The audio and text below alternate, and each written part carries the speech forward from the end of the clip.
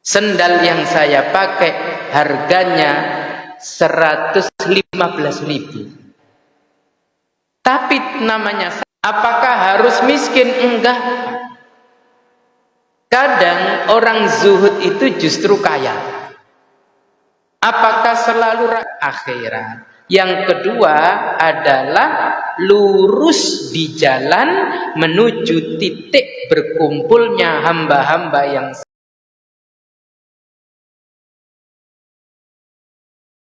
ini diterima dan diridhoi Allah. Dan mudah-mudahan Allah Subhanahu wa ta'ala melimpahkan berkah dan rahmatnya bagi kita dan keluarga kita semuanya. Amin. Allahumma amin. Salawat dan salam mari bersama kita sanjungkan atas Nabi Muhammad sallallahu alaihi wasallam, juga atas keluarganya, para sahabatnya, serta semua pengikut setianya hingga akhir zaman nanti. Bismillahirrahmanirrahim. Qala al-muallif rahimahullah ta'ala wa nafa'na bihi wa bi'ulumihi fid daraini amin. Wal maqalatu tsalitsatu watsalatsuna. Pelajaran yang ke-33. Pelajaran 33 kita diajak oleh Imam Nawawi untuk mendapatkan pencerahan dari salah seorang sahabat Nabi sallallahu alaihi wasallam. Ani bin Abbasin radhiyallahu anhuma. Dari sahabat Ibnu Abbas, semoga Allah meridhoinya. Amin. Sahabat Ibnu Abbas ini adalah salah satu sahabat yang secara spesial Nabi doakan agar dia itu dapat memahami Al-Quran dengan mudah. Dan pada akhirnya beliau tertuntun menjadi mufassir Al-Quran pertama.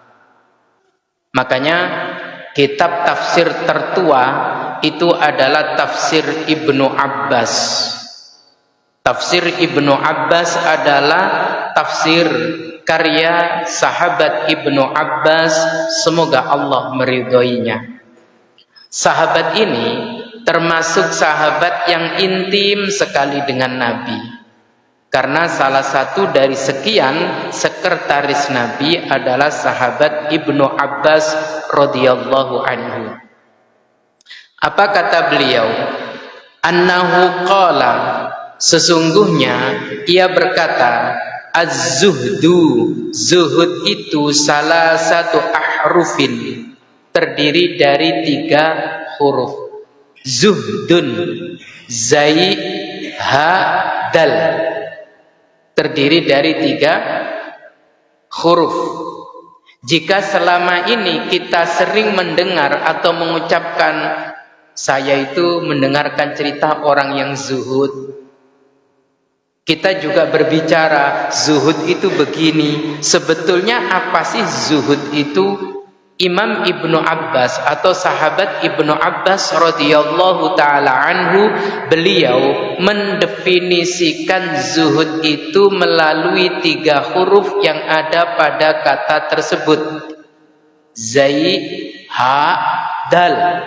Zuhdun, za-nya di dhammah, ha-nya di sukun, dalnya dhammatain. Zuhdun. Maka kalau kita ingin mengkoreksi diri, apakah kita ini sudah termasuk orang yang zuhud, di mana orang yang zuhud itu kelak di alam kuburnya bahagia, di hari kiamat dia juga tenang, tidak kebingungan, di akhirat nanti dia tidak kesulitan menghadapi berbagai macam proses. Lalu apakah zuhud itu hanya pantas bagi ulama, sedangkan bagi kita orang awam tidak pantas menjadi hamba yang zuhud? Mari kita simak apa pencerahan yang diberikan oleh sahabat Ibnu Abbas tentang zuhud. Beliau mengatakan, fazzai zadun lil ma'adi. Zaid itu adalah kepanjangan dari zadun lil ma'adi. adalah orang yang fokus untuk mengumpulkan bekal ke akhirat. Maka tidak bisa disebut sebagai orang yang zuhud kalau dia masih tengok-tengok, tidak fokus untuk mengumpulkan bekal akhirat. Orang yang zuhud itu cerdas dan bijak. Dia faham betul bahwa perjalanan panjang itu bukan hanya di dunia. Ada perjalanan panjang berikutnya, yaitu akhirat. Dan setiap perjalanan panjang pasti butuh bekal. Saya ulangi, setiap perjalanan panjang pasti butuh bekal. Nah, orang yang zuhud itu fokus dengan bekal yang terus dihimpun untuk menuju akhirat. Dia berpikir, kalau bekal duniaku sudah cukup, saatnya fokus bekal akhirat. Kalau bekal hidup di dunia itu relatif, tapi bekal hidup di akhirat itu pasti. Mari kita tanya, orang yang katanya cukup bekalnya hidup di dunia, cukup itu seberapa? Ada orang yang mungkin berkata 1 miliar itu cukup untuk bekal hidup di dunia. Tapi bagi orang yang lain 1 miliar itu kecil. Bagi yang lain 1 miliar itu sudah amat sangat besar. Maka dari itu relatif bekal hidup di dunia. Tapi bekal hidup akhirat itu pasti. Makanya dia fokus untuk mengumpulkan bekal akhirat. Mudah-mudahan selain kita juga sedikit memberikan perhatian untuk menghimpun bekal hidup di dunia, Allah memampukan kita untuk juga fokus mengumpulkan bekal akhirat. Nyatanya bekal yang kita himpun untuk hidup di dunia, saat kita meninggal dunia, dibawa apa ditinggal? Dibawa apa ditinggal? Ditinggal, Pak. Masa enggak boleh? Enggak boleh. Yang boleh dibawa cuman 3 lapis kain. Yang boleh hanya 3 lapis kain. Kain apaan, Pak? Kain kafan. Selain itu tidak boleh. Termasuk songkok yang saya pakai. Songkok yang saya pakai ini harganya 6.000. Berapa, Pak? 6.000. Tapi meskipun hanya 6.000, namanya songkok, tempatnya di mana? Di atas. Sendal yang saya pakai harganya 115.000. Tapi namanya sandal tetap di bawah. Nah, kedua-duanya baik yang di atas dan di bawah saat meninggal tidak boleh, Pak, di bawah. Kira-kira kalau sampean berwasiat, Nak, kalau bapak nanti meninggal, pakaikan sendal untuk bapak. Kira-kira dituruti apa enggak sama anaknya? Anak yang solih pasti tidak nuruti, karena itu wasiat yang tidak benar. Gitu. Pakaikan kaos kaki. Nah, anak yang solih pasti tidak memakaikan, karena tahu itu tidak benar. Loh, terkadang maaf, sudah hanya 3 lapis kain kafan, itu pun dari kas masjid kadang-kadang. Di satu masjid itu menganggarkan, Pak, kalau ada jamaah di lingkungan masjid meninggal dunia, peralatan, perlengkapan untuk jenazah itu disediakan masjid, mulai dari kafannya, sabunnya, shampoo-nya, semuanya. Terus dari kekayaan yang dihimpun apa yang dibawa? Tidak ada. Karena kain kafan kadang disiapkan di RT. Makanya kalau di kampung saya di Jawa itu ada namanya, di RT itu ada rukun kematian. Bukan hanya rukun tetangga, bukan hanya rukun warga. Ada RW, ada RT, ada RK. Rukun kematian. Nah, RK ini adalah kelompok atau organisasi di desa yang ngurus kematian. Begitu meninggal lapor ke rukun kematian, nanti silahkan yang petugas menggali. Yang bertugas mengkafani dan memandikan, silahkan, ini peralatan perlengkapan. Bahkan saya ingat rukun kematian itu dulu di kampung itu sampai punya teko, punya gelas, punya piring. Gunanya apa? Itu dipinjemkan kepada keluarga yang berduka biasanya. Punya tikar. Sehingga keluarga yang berduka itu kalau mau mengadakan tahlilan tidak repot, Pak. Semua sudah langsung diantar. Bahkan di daerah tertentu itu ada yang bisa memberikan 25 kg beras sama air minum 10 dus. Dari mana dananya? Iuran. Sampai-sampai ada seorang kiai waktu memberikan pengajian, biasanya kalau arisan aku bayar, kapan aku dapat gitu kan. Nah, untuk yang ini, iuran kematian ini, tidak ada yang berharap kapan aku dapat begitu. Los pokoknya iuran sebulan sekali bayar, ada yang beras iurannya itu. Tapi tidak ada yang berharap mudah-mudahan bulan depan aku, gitu tidak ada.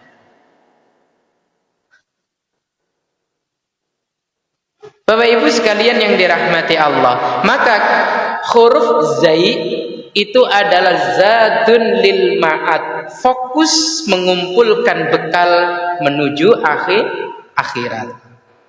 Yang kedua, wal ha'u hadiyun lid-dini, ai suluku tariqin yusalu ila tariqatil muhammadiyati.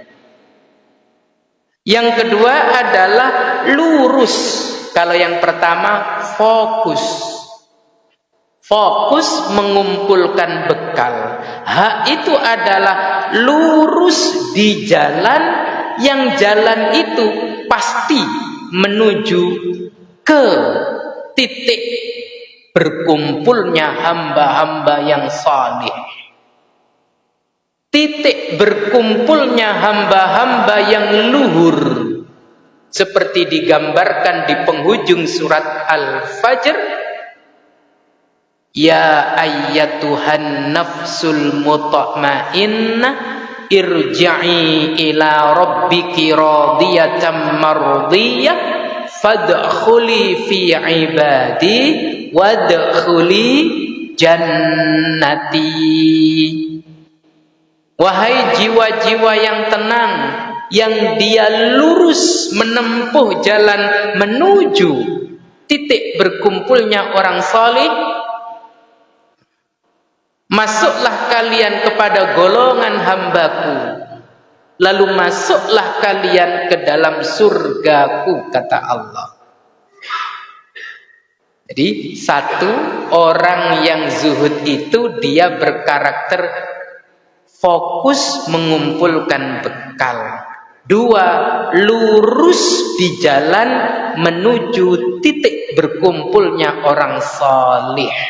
Pertanyaannya, sudahkah kita fokus dan sudahkah kita lurus?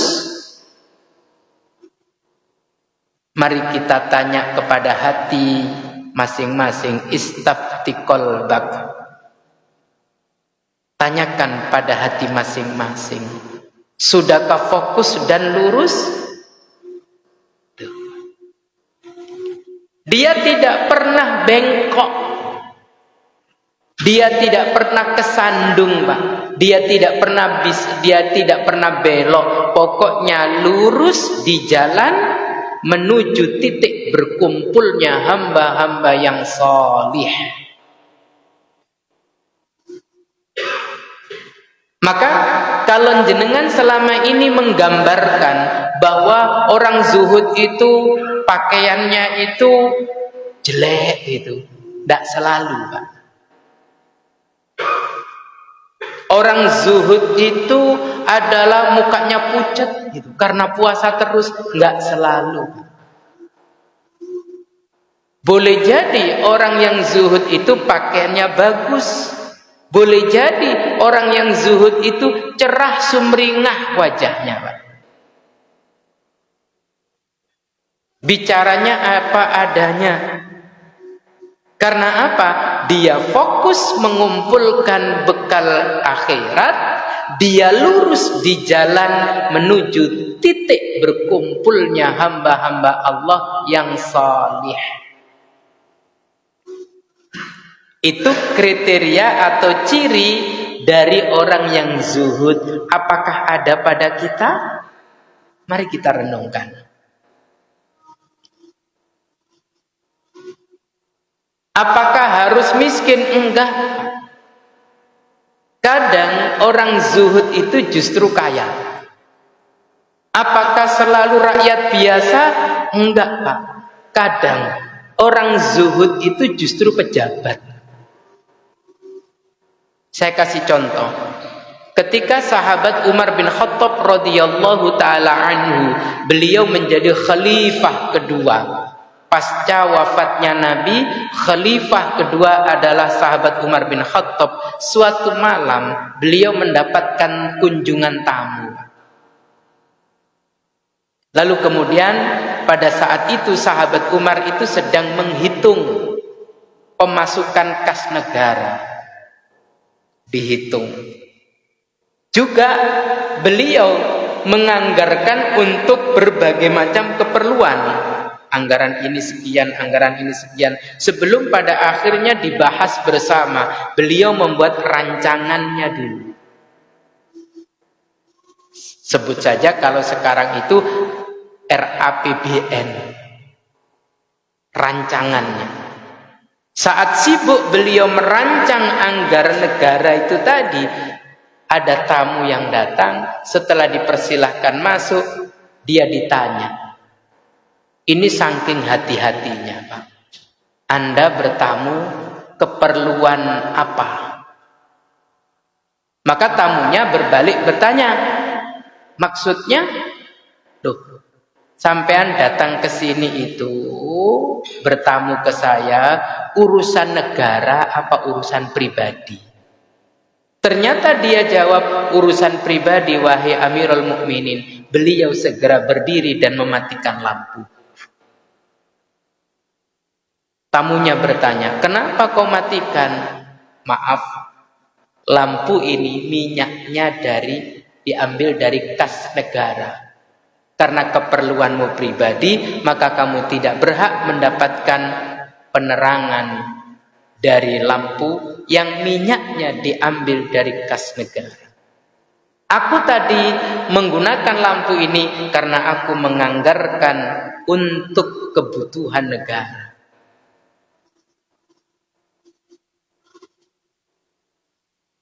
Coba, saking hati-hatinya. Jangan sampai bukan haknya kepake. Itu namanya lurus menuju titik berkumpulnya orang atau hamba-hamba yang salih. Kita doakan mudah-mudahan pemangku-pemangku kebijakan atau pemimpin kita, pejabat kita, pelan tapi pasti Allah berikan hidayah kepada mereka agar mereka amanah. Allahumma amin. Agar mereka itu ingat betul dengan Allah Subhanahu wa ta'ala, ingat betul dengan akhirat, ingat betul bahwa ada surga dan neraka. Allahumma Amin. Kita tidak punya pilihan kecuali mendoakan. Itu untuk hak. Lalu kemudian untuk dal, wadalu dawamun ala ta'ati. Dawamun ala ta'ati. Kalau pertama tadi apa Pak? Fokus mengumpulkan bekal akhirat. Yang kedua adalah lurus di jalan menuju titik berkumpulnya hamba-hamba yang salih. Yang ketiga dal itu adalah dawamun ala ta'ati, serius menjaga ketaatan. Fokus, lurus, serius. Serius menjaga ketaatan, serius menjaga sami'na wa ata'na, bukan hanya dalam wujud kata-kata tapi juga wujud perbuatannya. Sehingga antara kata-kata dan perbuatannya itu sama. Bukan ucapannya ngalor, perbuatannya ngidul, bukan Pak. Omongannya putih, tapi perbuatannya hitam, tidak. Nah, lagi-lagi mari kita tanya, bagaimana dengan kita? Apakah kita masuk orang yang zuhud? Karena satu, fokus dengan mengumpulkan bekal akhirat, lurus menuju dan berada di jalan yang mempertemukan kita dengan hamba-hamba Allah yang salih. Yang ketiga adalah serius menjaga ketaatan. Kalau ada, jaga, rawat dan pelihara. Mudah-mudahan Allah istiqomahkan kita semua. Allahumma amin. Kalau belum ada, mari kita tumbuhkan. Mari kita munculkan agar supaya kita pelan tapi pasti menjadi hamba Allah yang zuhdun, sebagaimana yang disebutkan oleh sahabat Ibnu Abbas radhiyallahu taala anhu.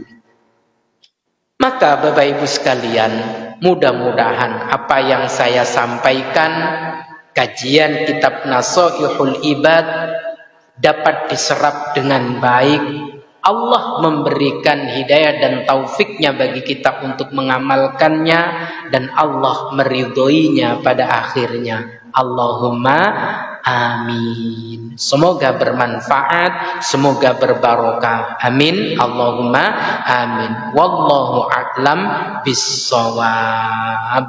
Subhanakallahumma wa bihamdik asyhadu an la ilaha illa anta astaghfiruka wa atubu ilaik. Walhamdulillahi rabbil alamin. Tsumma assalamu alaikum warahmatullahi wabarakatuh.